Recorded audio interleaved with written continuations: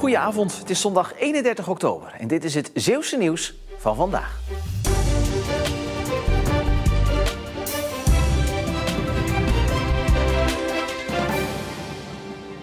Chemiebedrijf 3M tekent beroep aan tegen het stilleggen van de productieprocessen waarbij PFAS uitgestoten wordt.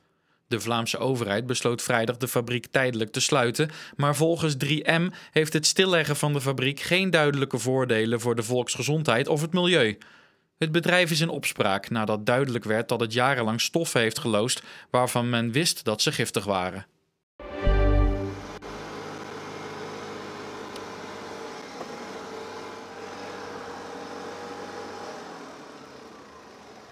Volgens cijfers van het CBS is Zeeland dé brommer- en scooterprovincie van Nederland.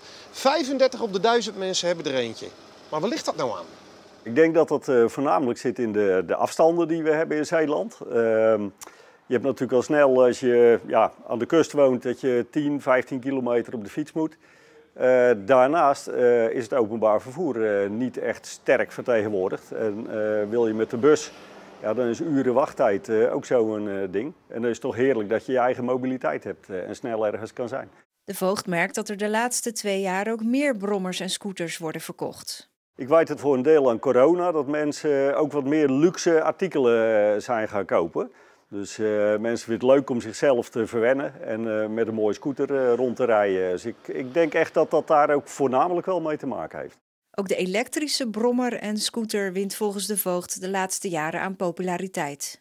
Kijken we naar 3 jaar geleden, dan werden amper al 100 nieuwe scooters verkocht elektrisch. En de toename dit jaar is zeker naar 700 gegaan. Dus we hebben een verzevenvoudiging, zeg maar. Ja, en nu ik er toch ben, ga ik nog maar een rondje.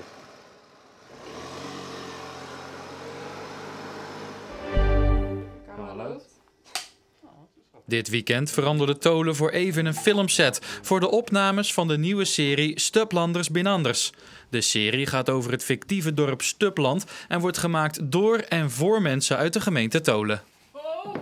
In principe gaat het over een fictief dorp, Stupland. Dat heb ik expres gedaan om geen mensen tegen de scheen aan te schoppen. En iedereen die meedoet in deze serie komt uit de gemeente Tolen. Dus de spelers, regie, camera, die de lieden gaat maken, om allemaal uit de gemeente. Dat is het leukste. En daar hebben we een leuke serie over gemaakt. Maar ja, satirisch, dan is het toch wel de bedoeling dat je tegen een paar schenen aanschopt? Daarom ook. We schoppen tegen een bepaalde schenen aan op een leuke manier. En omdat in het dorp toch bepaalde typetjes voorkomen, hebben we het een beetje fictief gedaan. En het is een Stupland is een combinatie tussen Sint-Philipsland en Tolen. Actie. De acteurs en technici hebben hun handen vol aan de serie waarvoor nu de opnamen plaatsvinden. Aan de serie werken verschillende toneelgroepen uit de gemeente Tolen mee. Ook om een broodje geweest? Ja, lekker hoor. We zaten midden in coronatijd, et cetera. We konden niet optreden met toneelgroepen, et cetera. We wilden gewoon wat wegzetten voor de gemiddelde mens op Tolen wat naar een toneelgezelschap ging kijken. De serie krijgt 5 afleveringen van elk een half uur. Komend voorjaar is de serie te zien via Omroep Tolen. Stoptober zit er bijna op. De maand waarin rokers gezamenlijk besluiten in oktober geen sigaret meer op te steken. Volhouden is de bedoeling, maar hoe doe je dat? Vooral beseffen dat je al zo ver gekomen bent. Dus het moeilijkste heb je al achter de rug. En afleiding zoeken. Dus het moment dat je gaat roken, dat je normaal gesproken gaat roken, iets anders doen. Soms is het al voldoende om op een andere stoel te gaan zitten om een kopje koffie te drinken. Wat je volgens de Blaai vooral ook niet moet doen, is jezelf zielig vinden. Zo van, mag ik dat ook al niet meer? Als je dat op een moment hebt, dan heb er ook vertrouwen in dat dat ook weer overgaat. Dat je later dan ook alweer heel blij bent en voldaan bent dat je het niet gedaan hebt. Toch is stoppen niet voor iedereen even makkelijk. Het is niet zomaar iets van, ik gooi mijn sigaretten weg en dan rook ik niet meer. En dat vind ik altijd heel zuur van mensen die zo hun best doen om te stoppen met roken. En dan vanuit een omgeving te horen krijgen, ach joh, het ontbreekt je aan wilskracht. Maar dat is het niet. Het is echt een hele gemene verslaving. Want je moet zo zien, als stoppen met roken zo makkelijk was, dan zouden veel minder mensen nog roken. De afgelopen weken zag ze het aantal stoppers toenemen op haar spreekuur in Tolen. Een derde van die mensen steekt na enige tijd toch weer een sigaret op.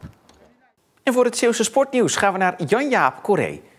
De Zeeuwse derde divisieclubs Hoek en Goes waren vorig weekend vrij, maar mochten dit weekend weer het veld op.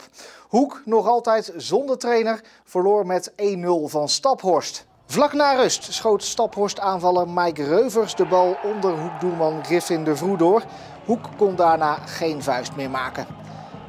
Na afloop ging het vooral over het ontbreken van de nieuwe trainer als opvolger van Lieven Gevaert die naar België vertrok.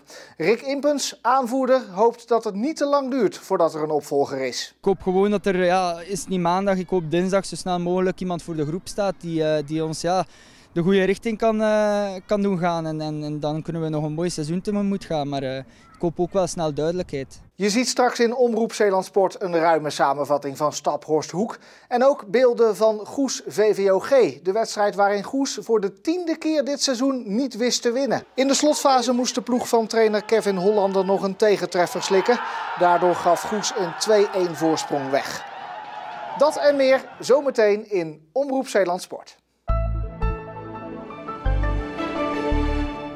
Het was een erg donkere dag bij het begin van de wintertijd, maar vanochtend was het de meeste tijd nog droog.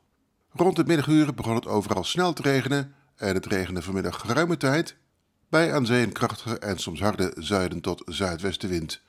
Vanavond waait de wind echt uit het zuidwesten en het regenfront is dan weg. Er komen opklaringen en vannacht kan er nog een bui van zee binnenkomen drijven. Minimumtemperatuur van 9 tot 11 graden en nog windkracht 4 tot 6 uit het zuidwesten. En buitengaats soms windkracht 7. Morgen overdag hebben we dezelfde wind en eerst is er met name aan zee nog kans op een regen- of onweersbui. In de middag vallen er verspreid enkele buien, maar er is zeker ook af en toe wat zon. De maximumtemperatuur is morgen ongeveer 13 graden. Dinsdagnacht en dinsdag overdag neemt de kans op enkele buien weer toe. De wind neemt dan wel wat af en de kans op een hagelbui neemt dinsdag en zeker woensdag ook toe. Donderdag zijn er meer opklaringen en valt er lokaal nog een regenbui, maar ook dan is het fris, ook voor begin november. En tot zover. Straks dus nog Omroep Zeeland Sport. Een fijne avond en tot morgen.